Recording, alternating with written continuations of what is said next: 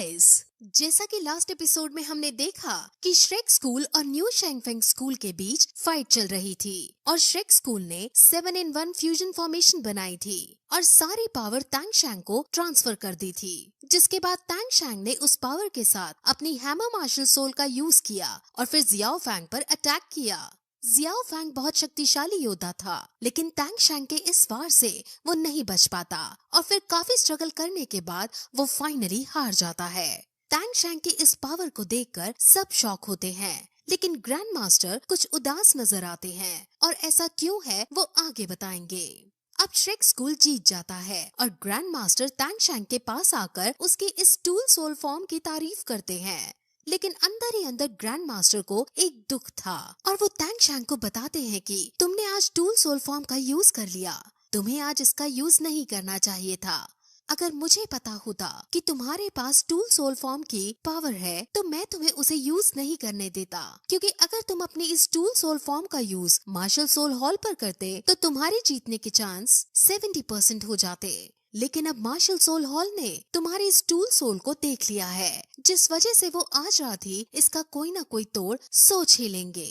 वहीं दूसरी तरफ हम बीबी डोंग को देखते हैं, जो अपने वॉरियर्स को एडवाइस दे रही थी और उसने अब तांग शैंग की टूल सोल को तोड़ने का एक प्लान बनाया होता है। अब वॉरियर्स का मास्टर वहां आता है और वो अपने वॉरियर्स को इंस्पायर करता है, लेकिन फिर वो धमकी भी देता है और कहता है कि अगर तुम कल का मैच हारे तो मैं तुम्हें 3 साल के लिए डिसओरिएंटिंग ग्रैंड कैनियन में भेज दूंगा। इस जगह पर बहुत खतरनाक जानवर रहते हैं और सिर्फ घोस्ट ही यहाँ जिंदा रह पाते हैं। वहीं अब ग्रैंड मास्टर को ये अनुमान हो चुका था कि मार्शल सोल हॉल ने अब तक तो तांग शैंग की टूल सोल पार के खिलाफ कोई ना कोई तरीका तो सोच ही लिया होगा और अब अगर तांग शैंग ने कल के मैच में अपने इस टूल सोल का यूज किया तो तांग शैंग या तो मर जाएगा या फिर पागल हो जाएगा। वहीं दूसरी तरफ बीबी डोंग के पास उसके 2 सोल लैंड मास्टर आते हैं और वो ये पूछ रहे होते हैं हम मैच से पहले ही तांग शैंग को मार क्यों नहीं देते, जिस पर बीबी डोंग कहती है कि वो अभी मार्शल सोल सिटी के अंदर है और अगर वो यहाँ पर मारा जाता है तो मार्शल सोल हॉल की बदनामी होगी और लोग कहेंगे कि मार्शल सोल हॉल अपने बुलाए हुए पार्टिसिपेंट्स को किलर्स से बचा नहीं पाया, जिस वजह से मार्शल सोल हॉल की ही बदनामी होगी। बीबी डोंग हालांकि ग्रैंड मास्टर के प्रति अफेक्शन रखती है और इस वजह से वो ग्रैंड मास्टर को कोई नुकसान नहीं पहुंचाएगी, लेकिन वो श्रेक स्कूल के बच्चों को खासकर तांग शैंग को मारना चाहती है। अब अगले दिन फिर सब बच्चे रिंग के अंदर जाने लगते हैं, क्योंकि अब उनका ये आखिरी मैच होने वाला है। शैंगफेंग स्कूल के साथ साथ पॉइजन मास्टर भी तांग शैंग की खैरियत की चिंता करते हैं और मार्शल सोल भी तांग शैंग को देखता है, क्योंकि उनके लिए बाकी सब प्लेयर्स तो नॉर्मल थे, लेकिन तांग शैंग ही एक था जिससे उनको खतरा हो सकता था। अब डीन सभी बच्चों को मोटिवेट करता है और कहता है कि हर बार मैं यही चाहता था कि श्रेक स्कूल जीते और तुमने हर बार श्रेक स्कूल को जिताया है, लेकिन इस बार मैं नहीं कहता कि तुम जीतो या हारो, मैं बस इतना चाहता हूँ कि तुम सब सेफ रहो। और फिर ये कहकर वो उनको रिंग में जाने को कहता है और अब सब बच्चे रिंग के अंदर जाते हैं। अब बारी बारी से सभी का इंट्रो कराया जाता है, जिसमें अब हमें मार्शल सोल हॉल के वॉरियर की शक्तियों के बारे में पता चलता है। उनमें एक आदमी है जिसका नाम जीयू है और उसकी मार्शल सोल मून ब्लेड है। ये बहुत क्रूअल है और ये सामने वाले को बेहोश कर डालता है। दूसरी वॉरियर का नाम हुलीना है और उसकी मार्शल सोल डेविल फॉक्स है। ये लड़की उड़ भी सकती है और इसके पास जीवू की तरह चार्म पावर है, यानी ये सामने वाले को अपनी तरफ अट्रैक्ट करके उसे डिस्ट्रैक्ट कर सकती है। अब ऐसे ही और भी वॉरियर्स के बारे में डिटेल डिस्क्रिप्शन दी जाती है और उनकी शक्तियों के बारे में हमें मैच के अंदर पता चलेगा। अब उनके बीच फाइट शुरू होती है, जिसमें मार्शल सोल हॉल पहले की तरह ही आसपास धुआं फैलाने की कोशिश करती है, लेकिन हम फिर तांग शैंग को देखते हैं, जिसने अपने सभी टीम मेंबर्स को इस चाल से बचने की ट्रिक कल रात को ही बता दी थी और अब तांग शैंग की ही ट्रिक का यूज करके किसी को उनके इस दाव से कोई फर्क नहीं पड़ता। अब डेविल फॉक्स उन पर अपने चार्म से अटैक करती है और तभी फिर जीवू भी अपने चार्म को छोड़ देती है, जिस वजह से चार्म को काट देता है, लेकिन क्योंकि जीवू की रैंक उससे कम थी इसलिए वो इसमें घायल भी हो जाती है। अब फिर रियल फाइट शुरू होती है, जिसमें सब अपनी अपनी मार्शल सोल बाहर निकाल लेते हैं और अब डेविल फॉक्स और मून ब्लेड अपनी मार्शल सोल को आपस में फ्यूज कर लेते हैं और फिर एक साथ अटैक करने का डिसाइड करते हैं। बाहर बैठे किसी भी ऑडियंस को अंदर नहीं दिख रहा था क्योंकि मार्शल सोल ने रेड मिस्ट फैला रखी थी। यहाँ तक कि पॉइजन मास्टर भी उनको नहीं देख पा रहे थे। अब श्रेक स्कूल के सारे वॉरियर्स घबराने लगते हैं और ग्रैंड मास्टर और बाकी सब भी सोचने लगते हैं कि अब ये बच्चे क्या करेंगे। अब ओपोनेंट टीम फिर श्रेक स्कूल की तरफ बढ़ने लगती है। सब बच्चों को अब दिखना भी बंद हो जाता है और इनके सेंसेस काम करने बंद हो जाते हैं। टैंग शैंग को भी सेम प्रॉब्लम का सामना करना पड़ रहा था और अब वो अपनी पर्पल जेमिन आई से इसका पता लगाता है। उसे पता चलता है कि इन्होंने जेनी मेस्मराइज का यूज किया है। ये जो रेड मिस्ट है ये हेल्यूसिनेशन क्रिएट कर रही है। इसी रेड मिस्ट का यूज करके इन्होंने इंपीरियल स्कूल को हराया था। अब फिर ओपोनेंट टीम अपने ब्लेड्स फेंक कर श्रेक स्कूल को मारने की कोशिश करती है, लेकिन टैंग शैंग पर्पल डेमन आई की वजह से समझ जाता है कि उन्होंने ब्लेड्स फेंके हैं, जिस वजह से वो अपने सभी दोस्तों को बचा लेता है।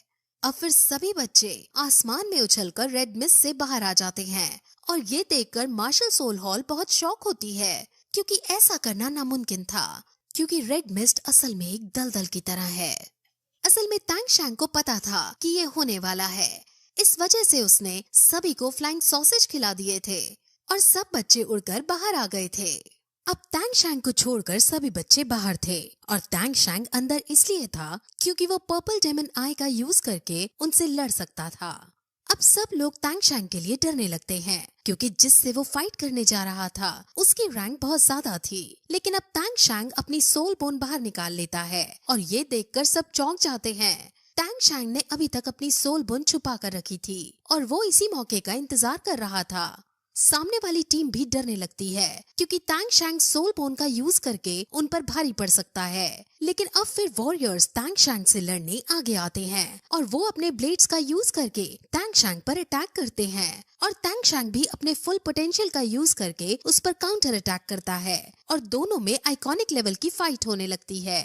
अब फिर बाकी बच्चे भी 1 to 1 बैटल करने लगते हैं और थोड़ी देर की बैटल के बाद अब मार्शल सोल अपनी ट्रू फॉर्म में आती है और सब के सब अपनी मार्शल सोल को बाहर निकालते हैं और श्रेक स्कूल पर हमला करते हैं।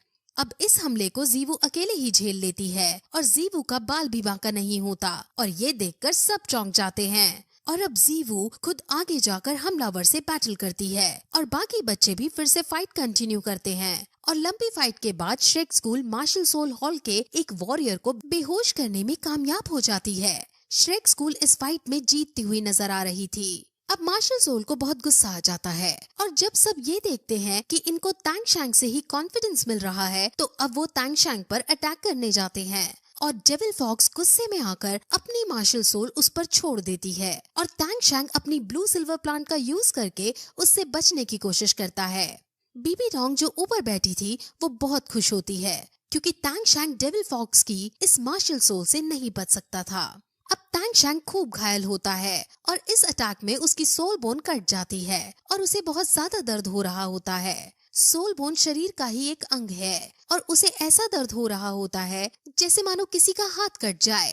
अरलॉन्ग टैंग शैंग के दर्द को महसूस कर पाती है और उसे बहुत दुख हो रहा होता है। ओपोनेंट टीम भी एग्जॉस्ट हो चुकी थी, लेकिन उन्हें खुशी थी कि वो टैंग शैंग को हरा पाई है। लेकिन तभी टैंग शैंग जो कि दर्द में था उसको ऑस्कर रिकवरी सॉसेज देने की कोशिश करता है, लेकिन मार्शल सोल हॉल उसे ऐसा भी नहीं करने देती। अब टैंग शैंग दर्द से कराहता हुआ कहता है कि हम नहीं हार सकते और वो फिर से अब फाइटिंग पोजीशन में आ जाता है। ओपोनेंट टीम उसे देखकर हंसती है और कहती है कि आखिर अब तुम क्या कर सकते हो, जिस पर टैंग शैंग अब उन्हें अपनी ट्रू पावर दिखाता है और जो उसकी सोल बोन कटी थी वो उसको कंट्रोल करके हवा में उड़ाता है और उन्हें ब्लेड्स की तरह यूज करके मार्शल सोल हॉल पर फेंकता है। उसकी ये सोल बोन इतनी ताकतवर थी कि वो सभी ओपोनेंट टीम्स को जाकर उनको घाव दे देती है, जिसके बाद उसके अंदर का पॉइजन उनमें फैलने लगता है और धीरे धीरे वो बेहोश होने लगते हैं। सभी बहुत शॉक होते हैं क्योंकि मार्शल सोल हॉल के ज्यादातर वॉरियर्स अब बेहोशी की हालत में थे। अब रिंग के अंदर टैंग शैंग ने एकदम सारे जज्बात बदल दिए थे और ये देखकर सभी बहुत शॉक होते हैं क्योंकि मार्शल सोल हॉल के ज्यादातर वॉरियर्स अब बेहोशी की हालत में आ रहे थे और फाइनली टैंग शैंग भी दर्द से कराहता हुआ बेहोश हो जाता है। अब ऑस्कर फिर से उसे सॉसेज देने जाता है और मिस्टर दाई और कैटगर्ल बाकी ओपोनेंट मेंबर्स को संभालते हैं। और अब फाइनली मार्शल सोल हॉल का एक बंदा बचता है जो अभी भी लड़ने के काबिल था, लेकिन पॉइजन मास्टर बीबी डोंग से सरकास्टिकली कहता है कि अगर अब तुमने मैच बंद नहीं किया तो तुम्हारे बाद आने वाली जनरेशन में सिर्फ एक अकेला ही योद्धा जिंदा बचेगा, क्योंकि टैंग शैंग का जहर सिर्फ टैंग शैंग ही बाहर निकाल सकता है। अब ये सुनकर बीबी डोंग हार मान लेती है और श्रेक स्कूल फाइनली जीत जाता है और ये देखकर सब श्रेक स्कूल की वाह करने लगते हैं। निंग रोंग रोंग के फादर अब वहाँ अपनी मार्शल सोल का यूज करके सभी वॉरियर्स की स्ट्रेंथ और रिकवर स्पीड बढ़ा देते हैं और अब ग्रैंड मास्टर और बाकी सब टैंग शैंग के पास आकर उसे जगाने की कोशिश करते हैं। डीन टैंग शैंग को होश में लाता है और टैंग शैंग को सही सलामत देख सब बहुत खुश होते हैं। और फिर बीबी डोंग वहाँ आती है और टैंग शैंग से अपने वॉरियर्स को सही करने को कहती है, जिस पर टैंग शैंग ओपोनेंट टीम के पास जाकर उनका जहर निकालता है और फिर यही ये एपिसोड खत्म हो जाता है।